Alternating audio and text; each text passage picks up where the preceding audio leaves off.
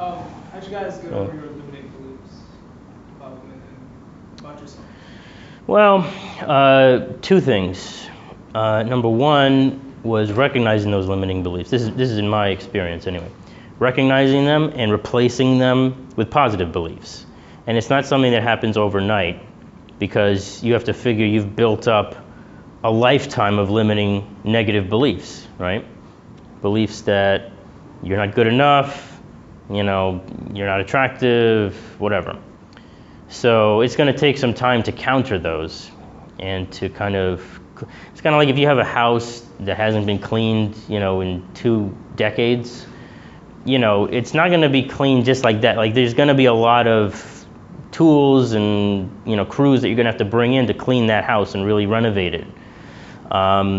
Same idea here. So, and the longer you've gone with these negative beliefs and the more negative they've been, the longer it's going to take and the more effort it's going to require, right? But that was the first thing. The second thing was actually taking action in a way that's open-minded, because there's a lot of guys that take action and say, okay, I'll just take action, I'll just talk to girls, but they're not really open to the feedback that they're getting from the women or from the world in general, right? They're taking action in a way that is almost assuming failure. So when let's say you assume that the girl isn't going to like you, right?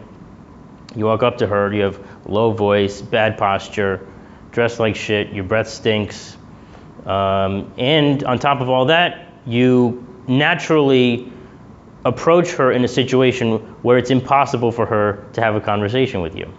For example, saying something to her right before she gets on the train, right?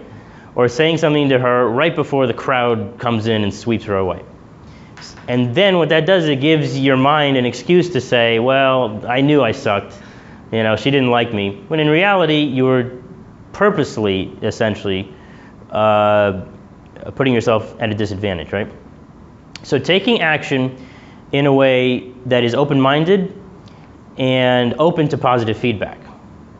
So that's something that helped me a lot. This is one thing that actually I've had a lot of, this is a quality of mine, a strength of mine, so to speak, is that I'm willing to try things, with an open mind and an open heart.